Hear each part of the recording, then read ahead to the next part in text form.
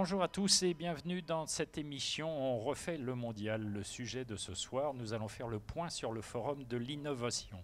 Jamais auparavant, innovation et automobile n'avaient été autant conjugués ensemble. Étonnant en période de crise où la tendance était plutôt à une guerre féroce entre constructeurs sur les prix de vente des voitures. Pollution, restrictions de circulation, solutions alternatives, les écueils, les exigences, les attentes se multiplient et avec elles la recherche de solutions et de rencontres comme ce forum de l'innovation, d'où le titre que je vous ai annoncé à l'instant. Et pour participer à cette émission, voici les invités qui ont accepté d'être avec nous. Guillaume de Vauchel est le directeur de la recherche et développement chez Valeo, un équipementier parmi les leaders mondiaux, l'un des 10 premiers, et à ce titre, il sera notre grand témoin. Christophe Bourou est journaliste spécialisé dans l'automobile à RTL. On peut dire même que c'est le monsieur auto d'RTL, puisqu'il y anime une chronique journalière. C'est un témoin privilégié de l'évolution automobile. Bertrand Gay est directeur de la rédaction d'Autostrat International. Il suit depuis une trentaine d'années à ce titre l'évolution de l'automobile. Journaliste et ingénieur Estaca, il porte un avis éclairé sur toutes les évolutions automobiles. Enfin, Alexandre Guillet est directeur des rédactions du Journal de l'Automobile et du Journal de la Rechange. Depuis 15 ans, il surveille l'économie automobile et nous parlera de la montée en puissance de l'innovation dans l'automobile. Mais avant de débattre, je vous propose de plonger de plein pied, je vais y arriver, dans l'innovation avec cette balade un peu particulière dans l'univers de Valeo.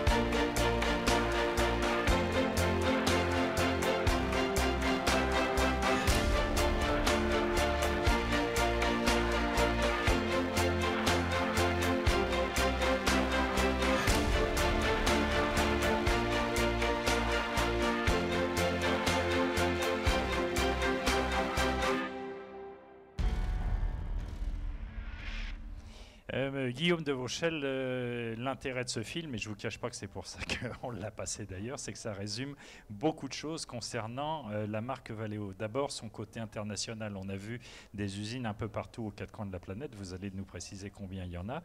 Ensuite, on a vu que les domaines d'action étaient extrêmement vastes, puisqu'on partait d'un simple essuie-glace pour aller jusqu'à des caméras, des radars, de la conduite autonome et des choses de ce genre. Je vous en prie, expliquez-nous-en un petit peu plus.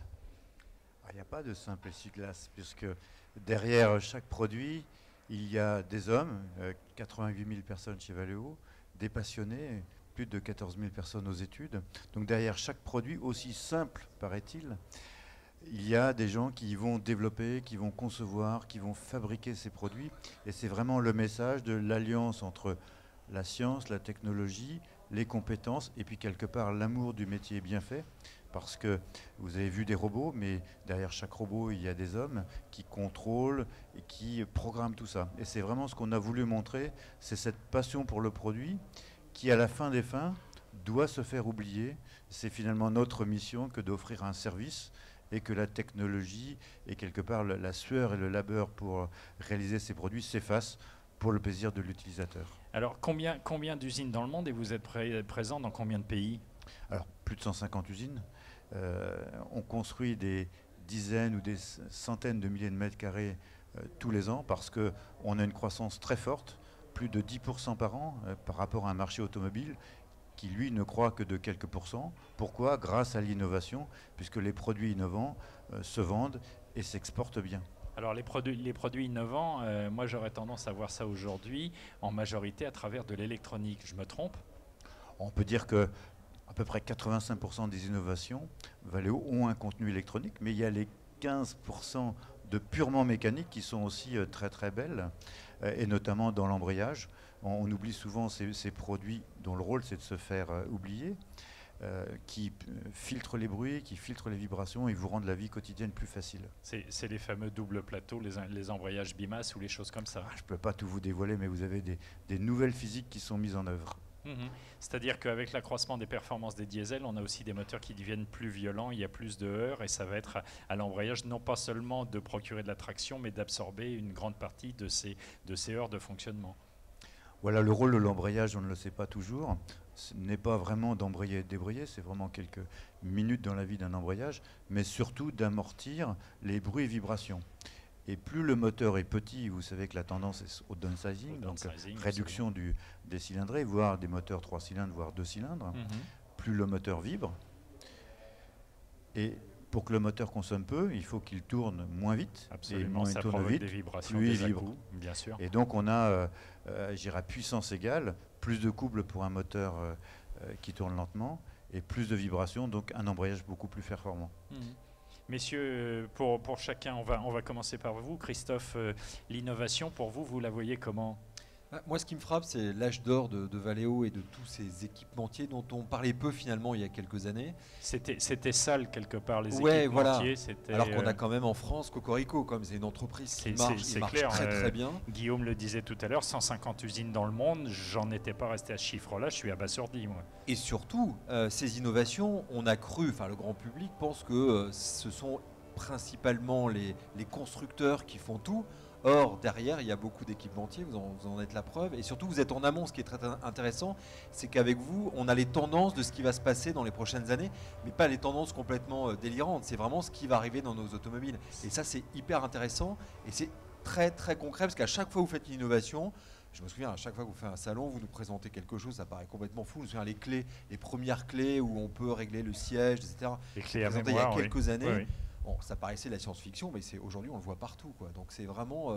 Et j'ai l'impression que c'est vraiment votre âge d'or. D'ailleurs, on le voit hein, sur les salons. La place qu'occupent les équipementiers, il y a Plastic Omnium aussi ici au Mondial cette année, est de plus en plus conséquente, on a l'impression, par rapport même quasiment à jeu égal avec les constructeurs. Mais alors, j'ai l'impression, Alexandre, vous allez nous dire si vous êtes d'accord avec cette analyse. J'ai l'impression, aujourd'hui, c'est quelque chose qu'on a évoqué. Aujourd'hui, c'est bien, on a même de la musique avec nous. La valeur ajoutée dans les automobiles, alors qu'on est sur un marché où les acteurs se battent férocement sur des prix tirés au maximum, la valeur ajoutée qu'on peut encore mettre dans la voiture, c'est de l'électronique. Parce que les gens sont habitués à avoir des tablettes, des smartphones qui payent un certain prix. Il y a des fois des smartphones, c'est 700 € ou des choses comme ça.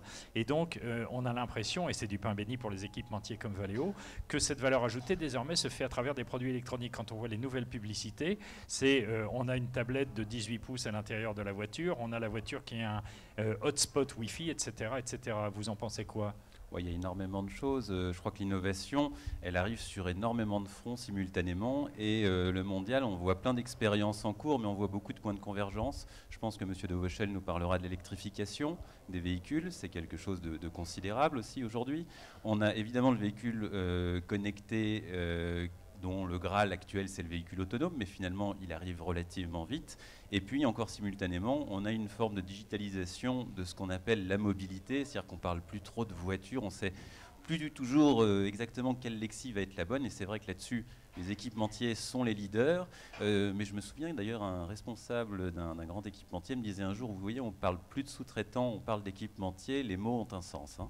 Oui, non, mais c'est sûr, vous avez reconquis, et vous les équipementiers, vous avez reconquis, je vais y arriver, une certaine noblesse. C'est vrai qu'avant, on se souvient par exemple d'un système de freinage qui a sauvé des milliers de vies dans le monde avec de l'électronique pour réguler la pression de freinage et tout.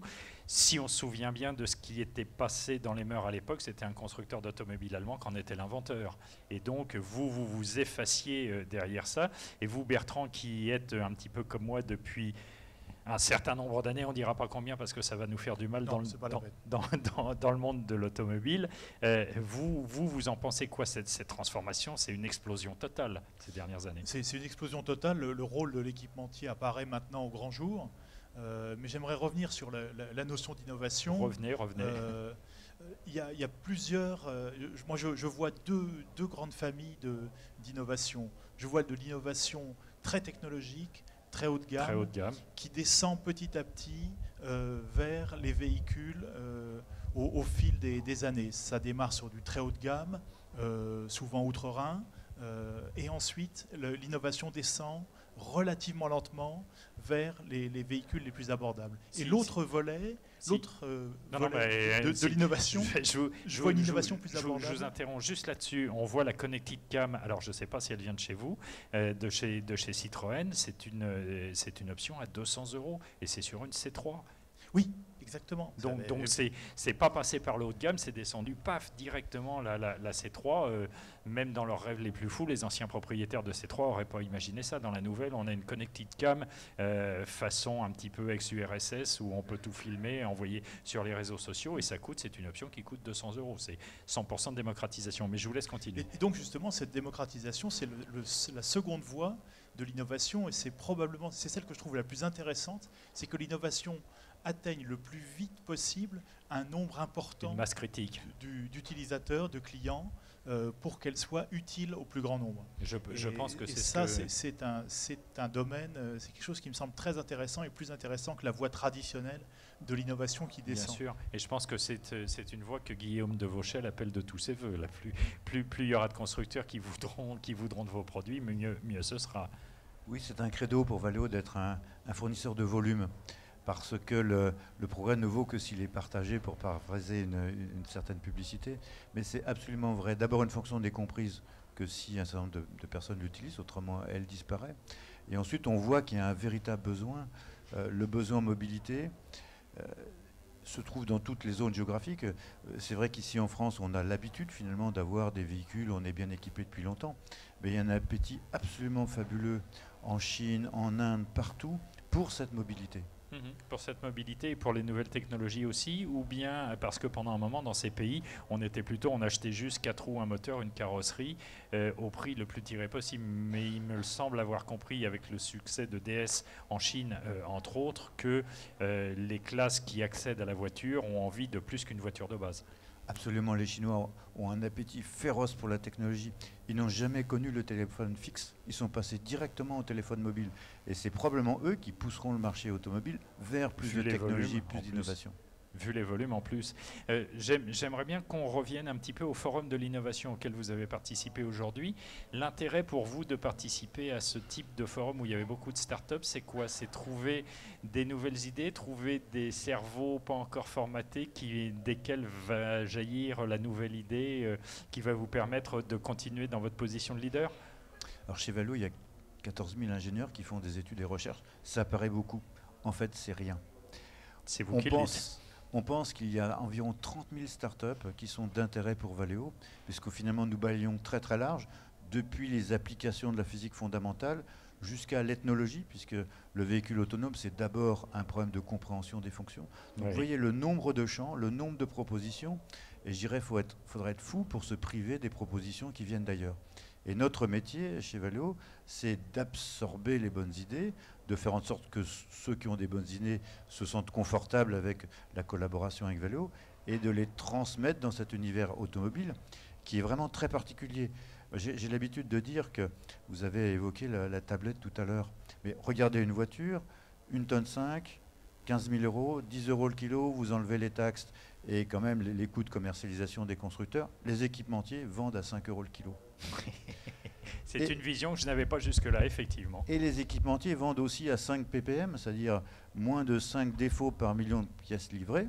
Ça, c'est un sacré challenge.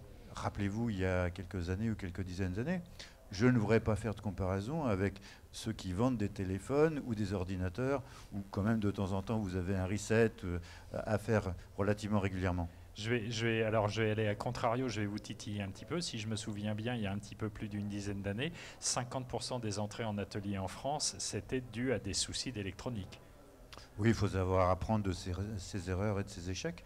Je pense que l'industrie automobile a introduit dans les années 80 les premières fonctions électroniques. Un peu tôt peut-être, ou pas bien vérifié, pas bien...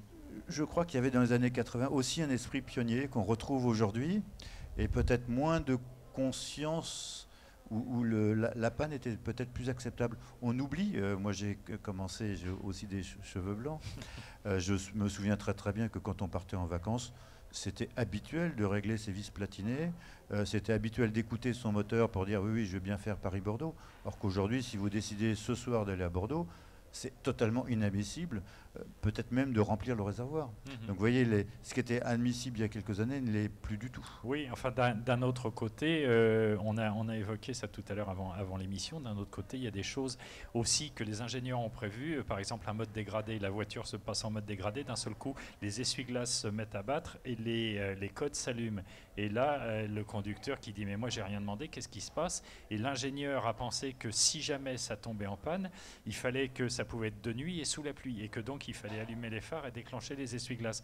Et donc le conducteur a l'impression que sa voiture a un comportement erratique alors qu'elle est en train de faire des choses pour lui permettre de continuer à être mobile. Alors un des avantages des rapprochements avec des startups, c'est qu'on a un œil neuf.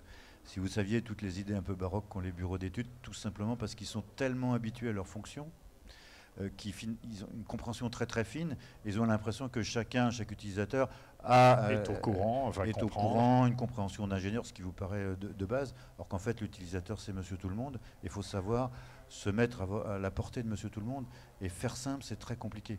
Je suis sûr que vous avez aussi pesté devant certains sites internet où il faut cliquer sur une dizaine de boutons avant d'avoir la bonne idée. C'est exactement la même logique. Et la force des forums comme aujourd'hui, c'est justement de confronter les ingénieurs au monde extérieur et d'éviter qu'ils aient tout le temps raison. Vous ne pensez pas, M. de Vauchel, qu'on a beaucoup trop de fonctionnalités dans une voiture pour le simple utilisateur? On rentre dans une voiture et il y a des choses dont on ne se servira jamais. C'est un peu comme un téléphone portable, on a 10 milliards de fonctions. Finalement, on se sert simplement de l'envoi des SMS, de regarder ses mails, etc. Est-ce que finalement, il n'y a pas trop de technologies et qui peuvent nuire, mais c'est une vraie interrogation de la part des automobilistes, qui peuvent nuire au bon fonctionnement de la voiture. Le bug, par exemple, on se dit il y a trop d'électronique, donc égale bug. Alors, est-ce que ça, c'est complètement faux, ou qu'est-ce que vous en pensez? Est-ce que vous nous donnez trop de choses, trop de nourriture, finalement? Alors, je pense qu'effectivement, il y a trop de choses, il faut plaider quelque part coupable. Mais les ingénieurs ne sont pas les seuls coupables. Il y a aussi les gens du marketing qui pensent que chaque fois qu'on en met un peu plus, on en vend un peu plus. Il faut faire riche. Il faut faire riche, il faut montrer qu'on a acheté une fonction, etc. Et ensuite, il y a un point qu'on ne tient pas assez compte, c'est en fait l'extrême diversité des usages. Le véhicule que vous utilisez, même s'il n'y en a pas deux complètement identiques, va être utilisé en Chine, aux États-Unis, en Afrique, etc. Est-ce que vous considérez comme totalement marginal, ici, peut être essentiel ailleurs. Donc c'est toujours un compromis entre couvrir large, ratisser large et faire simple. La voiture mondiale. Voilà, la voiture mondiale, moi très honnêtement, je trouve que c'est une mauvaise idée. Oui. Je pense qu'il y a quelques années, donc il y a des plateformes, etc. Donc la partie technique est aujourd'hui devenue mondiale, d'ailleurs on n'en parle plus, parce que c'est quelque chose qui doit être complètement s'effacer devant l'utilisation. Et je pense qu'aujourd'hui on est à l'heure de la voiture personnalisée. Et donc ce qui vous intéresse, c'est quelque part ce que vous avez dans votre smartphone, dans votre vie, et la voiture doit s'adapter à votre usage, et pas vous adapter à la voiture et descendre 5 menus avant d'avoir la fonction qui vous intéresse. Et là, a priori, on va parvenir à cette personnalisation très poussée grâce à l'électronique. Ah, nous y sommes. Je pense que l'électronique, et notamment la connectivité, qui, quelque part, permet de vous connaître extrêmement profondément, va faire que la voiture va s'adapter à votre besoin, mais pas un besoin théorique, votre besoin du moment. Réel. Or, ce qu'on présente cette année à nos amis constructeurs, c'est par exemple des systèmes de climatisation qui s'adaptent à votre température corporelle. Et donc, on sait que vous venez de faire un footing. Ôtez-moi d'un doute, où se trouve le capteur? Ah, se trouve dans la planche de bord. Bon, ça va, voilà. J'ai eu peur pendant un moment. Non, bien sûr qu'on ne veut pas. Mais regardez cette tendance dans ce qu'on appelle les wearables, tout ce qu'on porte sur soi pour les rythmes cardiaques, etc. Bien sûr que la voiture va en tirer profit. Et si vous venez de faire votre footing, vous avez trop chaud, évidemment que la climatisation va vous donner ce petit vent de fraîcheur que vous espérez, sans toucher à rien. Et c'est pour moi, c'est ça la simplicité, c'est de bien vous comprendre l'utilisateur et faire la bonne fonction, ni trop ni trop peu. Parce qu'on se souvient, et après je vous laisse intervenir Alexandre, on se souvient d'un exemple d'un constructeur allemand qui avait, quand il a lancé son joystick, il y avait un livre épais comme ça, et puis il y avait une prise en main d'1 heure à 1h30 chez le concessionnaire, et je me souviens d'avoir rencontré des propriétaires qui me disent je m'en sers que quand j'ai un passager, parce que moi je conduis, et puis lui il essaye de comprendre comment ça fonctionne. Alexandre. Oui, Monsieur de Vauchel, pour revenir à l'innovation, est-ce que l'un des principaux tournants, et vous l'avez vécu au meilleur poste à la recherche, c'est pas l'ouverture de la recherche aussi dans le monde automobile? On parle beaucoup des startups, c'est très en vogue, mais vous vous ouvrez aussi à des concurrents, vous créez des plateformes communes avec des constructeurs, avec des nouveaux entrants qui, pour le coup, n'existaient pas, ils ne pouvaient pas être de la partie il y a 20 ans. Est-ce que c'est pas l'un des moments les plus palpitants aussi pour vous, très stimulant, mais aussi dangereux, parce que parfois on peut perdre la main et qu'on est obligé de partager alors qu'avant on cloisonnait? Alors vous avez tout à fait raison, c'est palpitant. Il y a quelques années, l'automobile s'est ouvert à la science, les universités, mais finalement les profs d'université ne sont pas très loin des ingénieurs ou les doctorants ne sont pas très loin. Donc c'était quand même une ouverture entre soi. Et aujourd'hui, ce qu'on voit, c'est une ouverture sur le monde, quelque part secouée par les géants de l'Internet des objets qui viennent nous titiller. Et moi, je les en remercie. Et on s'ouvre au monde extérieur, aux jeunes. Valou a fait un challenge pour les plus jeunes, ceux qui ne sont pas encore doctorants, qui sont vraiment ceux qui sont passionnés. Il faut s'ouvrir aux autres métiers. On pense à l'électroménager, on pense finalement à votre vie quotidienne. Et la voiture retrouve ses débuts. Rappelez-vous, il y a 100 ans et plus, quelque part, il y avait un métier de carrossier qui était vraiment issu d'autres métiers de la vie courante. Et on retrouve ça, cette fois-ci, sous forme électronique. D'accord. Bertrand Oui, justement, M. de Vauchel, vous faites allusion aux nouveaux entrants de la côte ouest américaine, les GAFA, éventuellement Tesla. Comment ces nouveaux arrivants ont stimulé ou ont bousculé le monde automobile que l'on connaissait et la relation constructeur-équipementier traditionnelle? Alors moi, d'abord, je les remercie et je les applaudis. Pourquoi? Parce qu'ils ont fait le marketing à notre place. Ils ont transformé l'automobile d'un objet de consommation courante, voire même qui pollue, etc., en la nouvelle frontière de l'Internet des objets et le rendant désirable. Donc ça, c'est très important. L'image que l'on donne aujourd'hui de l'automobile, et on parle du véhicule autonome, etc., c'est en grande partie lié à cette incitation de ceux qui viennent d'un autre métier. Donc ça, c'est le premier point. Et ensuite, ça a été évoqué tout à l'heure, l'automobile dont la mission était très très claire, de transporter un passager d'un point A à un point B, est en train de se réinventer, je dirais même de se réenchanter. Un petit peu, excusez-moi de vous interrompre, un petit peu à marche forcée, c'est-à-dire les contraintes de pollution, de circulation, de consommation. On a intérêt à mettre les bouchées doubles pour pouvoir continuer à rouler. Alors moi, je ne le vois pas comme ça. Bah dites-nous. Alors je le vois dans j'ai d'autres... moins coercitifs. Oui, puis en fait, l'automobile a vécu un cycle de 50 années, je vais dire, de toujours plus et de toujours mieux, pour arriver à un très bel objet qui est très performant, on l'a dit tout à l'heure, qui ne tombe plus en panne, etc., qui vaut 5 € le kilo, etc. Et puis... Je m'en rappellerai auprès de mon concessionnaire quand j'irai le voir la prochaine fois. Un peu plus si c'est un véhicule haut de gamme. Mais on ne s'est pas rendu compte qu'on a dérivé. Alors moi, la dérive, pour moi... Dans quelle direction? On a dérivé parce que aujourd'hui, un véhicule, c'est 93% du temps à l'arrêt.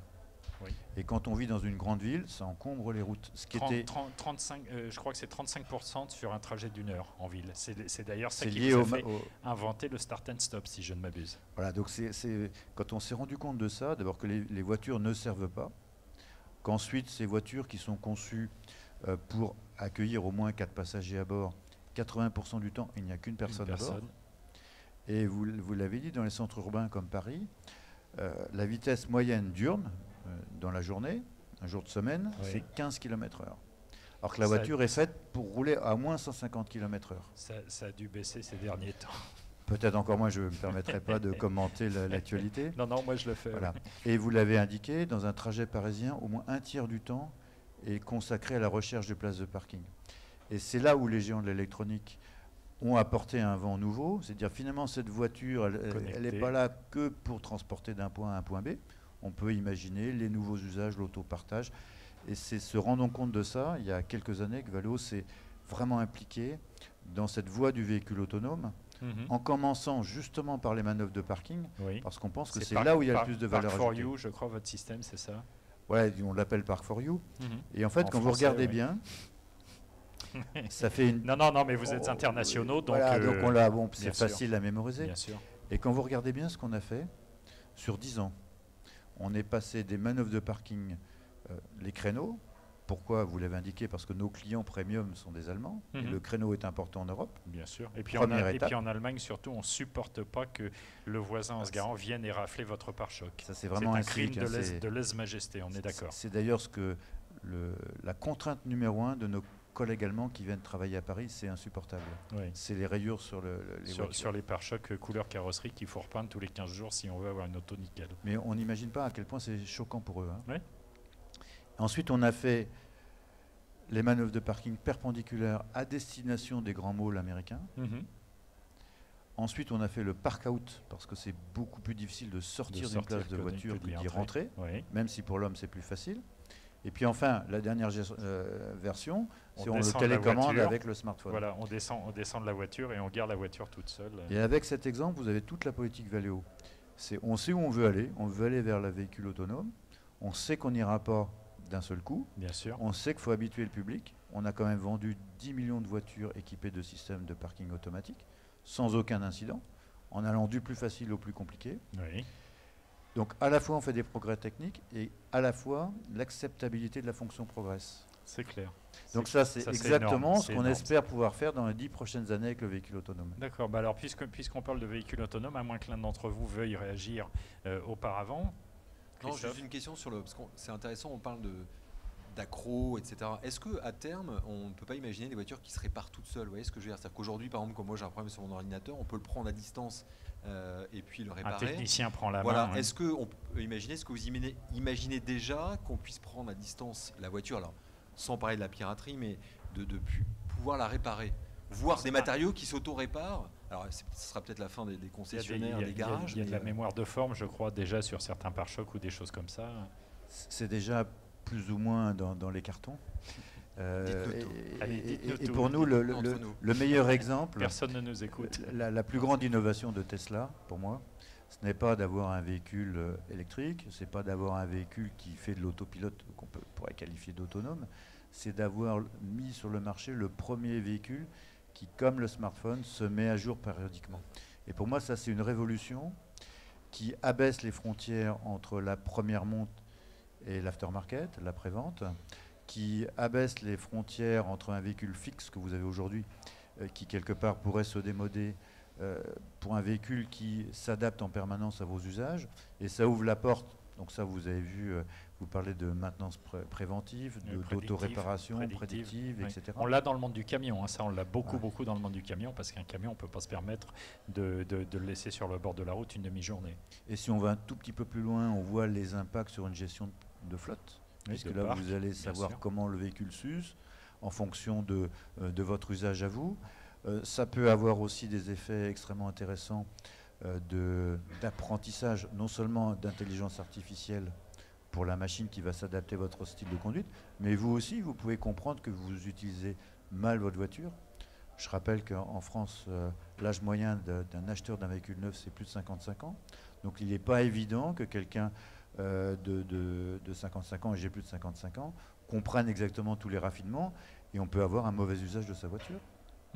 Donc, on l'a vu, je parlais du poids lourd tout à l'heure, l'univers du poids lourd, l'éco-conduite, ça existe déjà, il y a des programmes de surveillance du conducteur, même si on n'aime pas beaucoup ce terme, qui disent sur le freinage, c'est bien, c'est pas bien, à tant de pourcents, sur l'accélérateur, c'est bien, c'est pas bien, à tant de pourcents. On a effectivement des boîtes robotisées, du double embrayage, des systèmes, et j'imagine qu'il y en a chez vous, des systèmes qui sont capables de prendre la main sur la boîte de vitesse en fonction du parcours reconnu par le GPS, qui dit là on va finir la montée sur la lancée, etc., etc. Ça, j'imagine que dans la voiture autonome, ça existe déjà. Ça existe déjà. Il y a même des applications très en vogue dans certains pays où en fait vous partagez cette conduite citoyenne avec vos pairs, les autres utilisateurs de l'application. Donc ça n'a rien de coercitif. Mais quelque part, vous faites partie d'un club et au lieu de chasser les Pokémon, vous chassez les bonnes étoiles. Oui. Et il y a certains pays pour lesquels c'est un vrai sport national. Oui, vous voulez dire qu'on est reparti, je ne me souviens plus, mais c'était quoi la chasse au gaspille, voilà, c'était ça. La chasse au gaspille, et désormais, c'est connecté, on a des petites étoiles au fur et à mesure qu'on a bien chassé le gaspille, c'est ça? Oui, puis c'est la notion aussi de tiers de confiance qui est très important. Quand vous prêtez votre voiture, par exemple, c'est l'autopartage, quand même, vous la prêtez plus volontiers à quelqu'un qui a un bon profil qu'à quelqu'un que vous ne connaissez pas du tout. Et donc on voit que ces petites applications qui paraissent un petit peu une cerise sur le gâteau ou un petit peu marginales changent profondément le rapport à l'objet. Et quand on voit le succès des eBay, des PayPal, etc., c'est simplement l'introduction d'un tiers de confiance dans une transaction. Ça va changer l'automobile. D'accord, on parle de tiers de confiance. Là, moi, je vous propose de regarder une petite vidéo qui va bien évidemment vous dire quelque chose. Vous avez en quelque sorte battu un petit record avec une voiture autonome que vous n'avez pas hésité à mettre sur le périphérique, alors que les automobilistes ont de plus en plus de mal à s'y mettre sur ce périphérique. On va voir ce que ça a pu donner.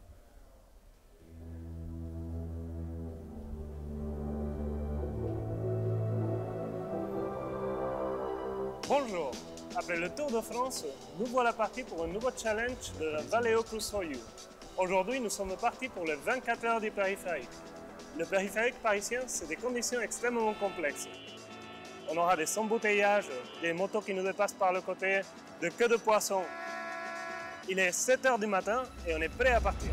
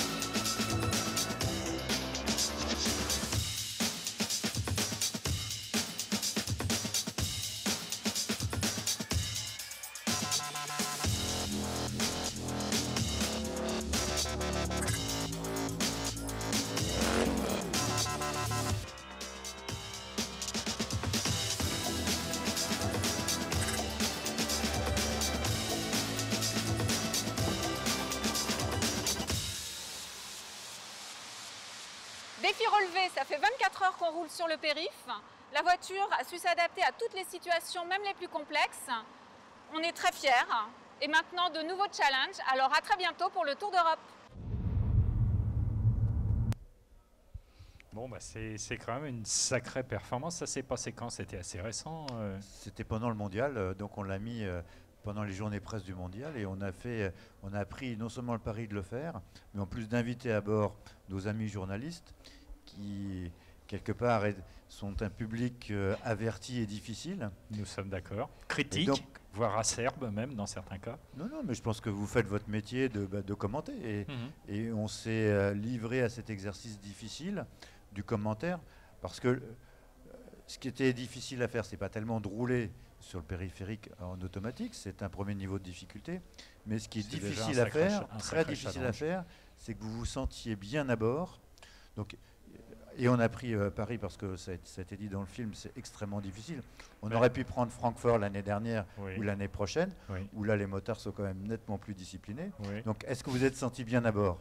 Oui. Attendez, le périph' parisien, c'est complètement hallucinant. C'est 1 million de voitures par jour. 1 300 000. 1 300 000 par jour. C'est la plus grosse artère d'Europe. Des scooters qui arrivent dans tous les sens. Ça, c'est hallucinant parce que, en fait, c'est plus ça qui est surprenant, c'est que la voiture arrive à réagir à l'imprévu. C'est-à-dire que la queue de poisson, la situation qu'on vit au quotidien. C'est ce qu'on lui demande, effectivement. C'est hyper bluffant. Et là, on en parle un peu comme si c'était naturel. Mais moi, les réactions qu'on a dans notre entourage, enfin, moi, même les journalistes qui sont souvent blasés, on a marché sur la Lune, quoi. Ça fait partie des grosses révolutions, je pense. Non seulement l'automobile, mais en règle générale. Je pense qu'on est on bascule dans un truc complètement hallucinant. Et alors, dans le bémol, dans le ressenti, c'est plus, à mon avis, le fait d'arriver sur le périph'. C'est-à-dire qu'à un moment, il faut lâcher et à un moment, il faut reprendre. C'est là, à mon avis, où ça va poser problème. Et la deuxième chose, on l'avait testé avec PSA quand ils avaient fait leur essai entre Paris et Bordeaux. Le problème, c'est que comme ces voitures respectent les limitations de vitesse, alors sur le périph', ça va. Mais quand vous êtes sur route, qu'est-ce qui se passe? Vous êtes derrière une voiture. La voiture roule à 90, donc la vôtre roule à 85, j'en sais pas, 80. Et systématiquement, boum, il y a une voiture qui vient se mettre entre vous deux. Et que fait la voiture? Elle recule. Donc voilà. Donc on se dit.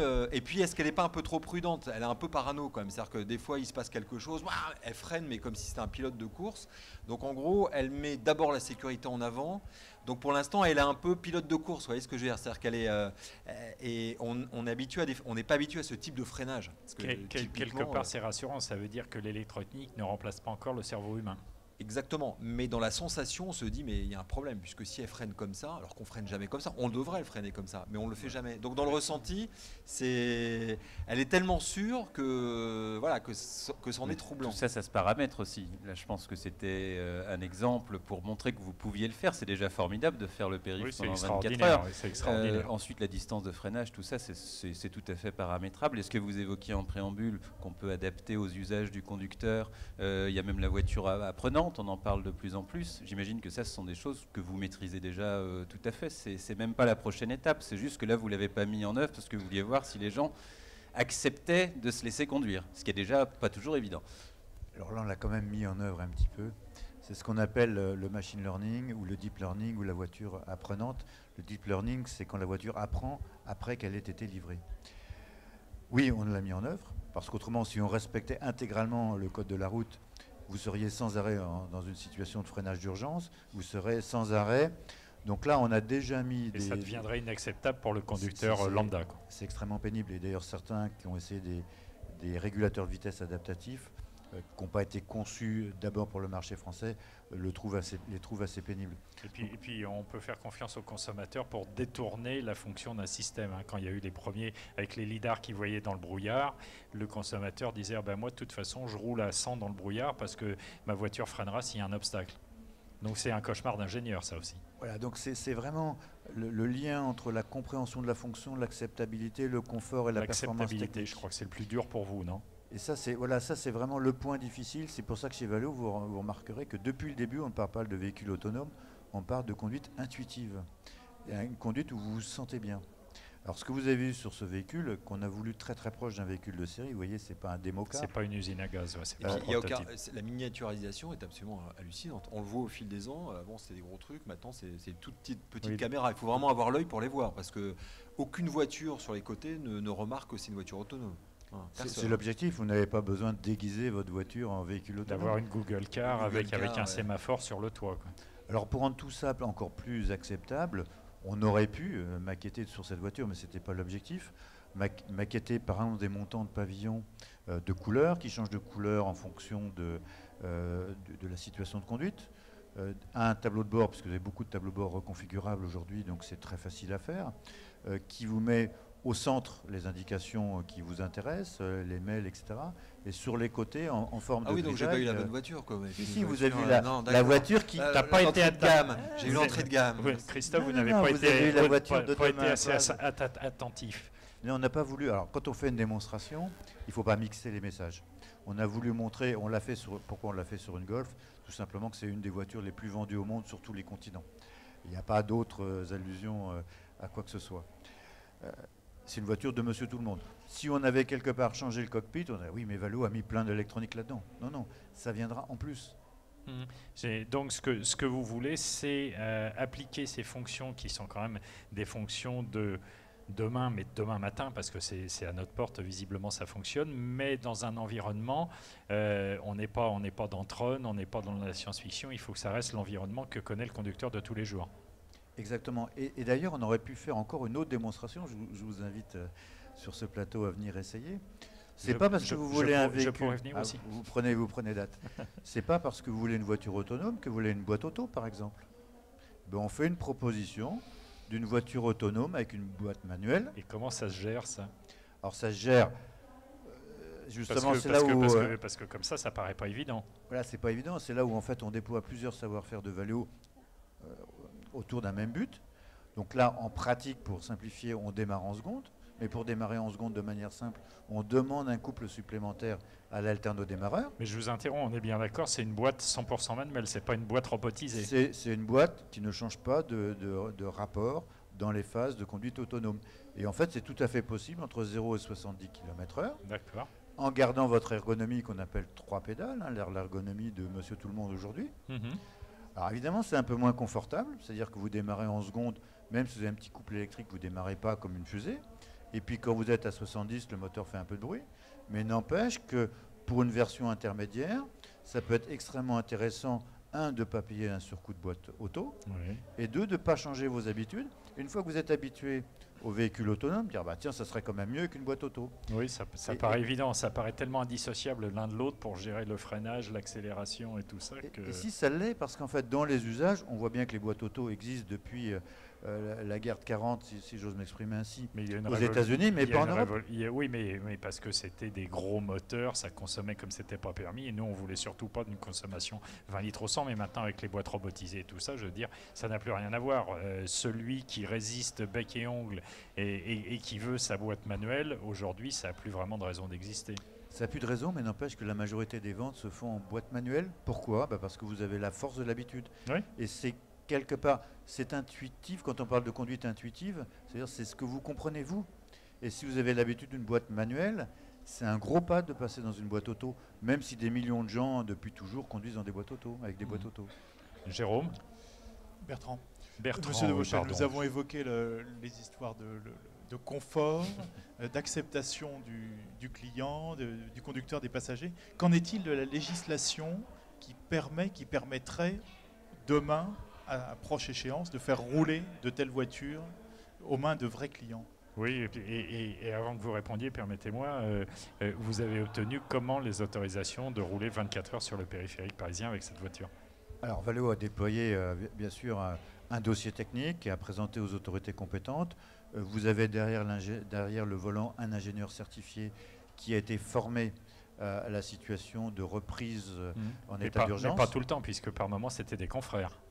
Alors, il était toujours là. Il était toujours là. Et puis un bouton, hein, il est toujours là. Il y a aussi un bouton d'arrêt d'urgence. Voilà. Donc en fait, il y a un certain nombre de précautions.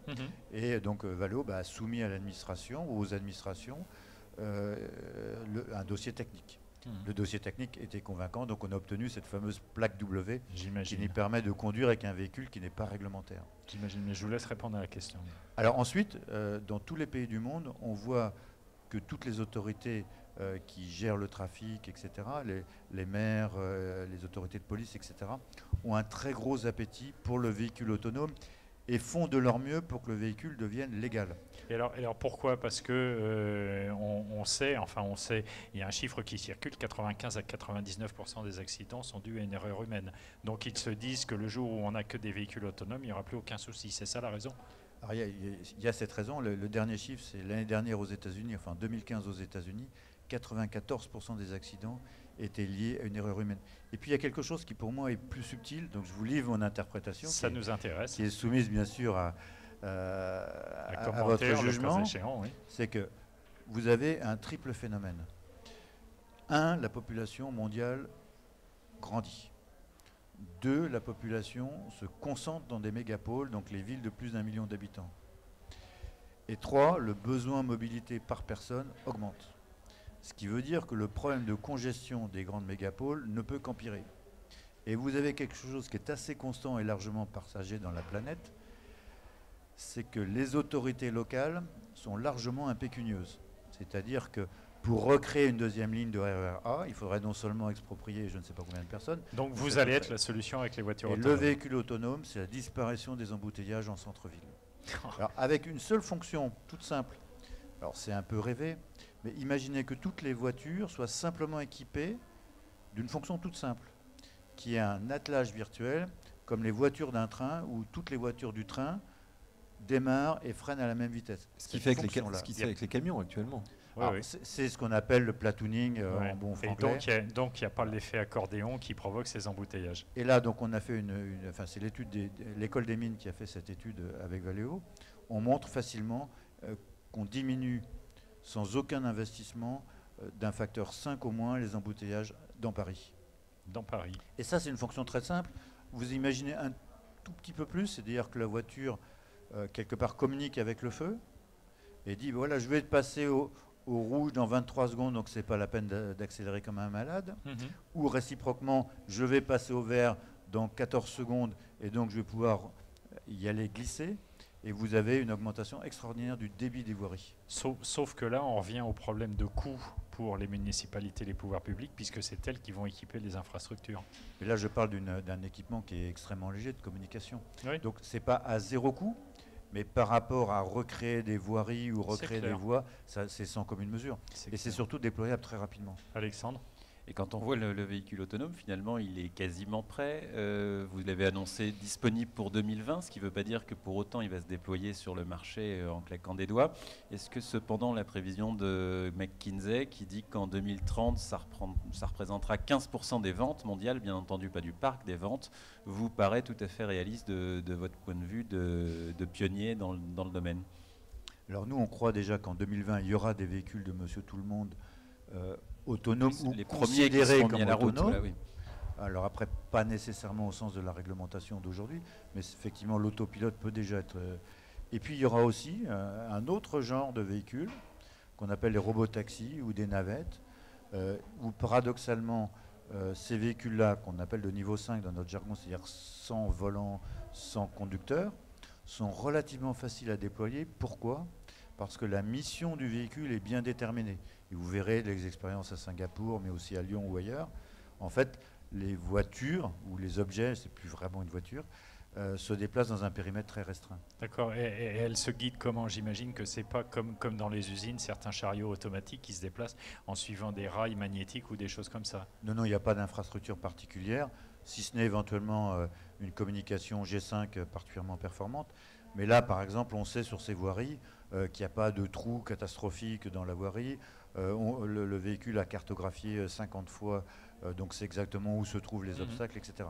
Donc on est effectivement dans une zone géographique relativement restreinte et facile à apprendre pour le véhicule. Voilà, ça c'est déjà d'un apport extraordinaire, parce qu'il y a des études américaines qui montrent qu'en remplaçant, c'est Carnegie Mellon, qui est une très grande université américaine, a montré qu'en remplaçant les 110 000 taxis de New York par 9 000 robots taxis, on diminuait le coût d'un facteur 4 ou 5, le temps d'attente d'un facteur 2, et la congestion de l'agglomération de New York disparaît presque par enchantement. Et alors pour les réserver, on fait comment? C'est avec son smartphone? C'est toujours des applications connectées. Parce qu'il y a toujours la légende qui dit qu'à New York, quand on a besoin d'un taxi, il n'y en a jamais. Donc si vous passez de 110 000 à 9 000 taxis robots...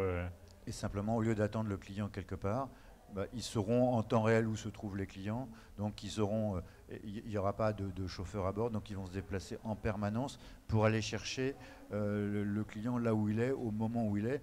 C'est le mondial de l'auto, il y a beaucoup de gens qui veulent se déplacer porte de Versailles, ils se mettent là et pas ailleurs. Donc mon propos n'est pas du tout de faire disparaître les chauffeurs de taxi ou d'un super Uber, mais montrer des nouvelles fonctionnalités complémentaires qui viendront totalement naturelles. Une autre application. Vous voyez, aujourd'hui, le driving, vous allez chercher vos courses en les en réservées par Internet, c'est super moderne. Et encore mieux, et à vous déplacer pas du tout, et vous donner une autorisation à un espèce de robot qui va quelque part déposer vos courses dans votre coffre que vous êtes en train de travailler, etc. etc. C'est le monde qui va changer. Ok, bah écoutez... On pourrait s'en servir pour faire un film de science-fiction. Vous pouvez pas être scénariste parce que là, ça paraît complètement... de science-fiction, mais on fait confiance à Monsieur de Vauchel avec tout ce qu'on a vu ces dernières années. Ce que je peux vous assurer, c'est qu'aucune des technologies que je n'évoque n'est irréaliste, même au point de vue coût. C'est-à-dire qu'elles sont faisables techniquement. Et ce dont je parle, ce n'est pas un véhicule totalement autonome qui serait capable de circuler à Bombay, par exemple, dans toutes les circonstances. C'est la voiture qui a un intérêt pour vous et moi. Merci à tous, merci pour cette émission de très haute qualité. On se retrouve demain matin avec Good Morning Mondial. Bonne soirée d'ici là.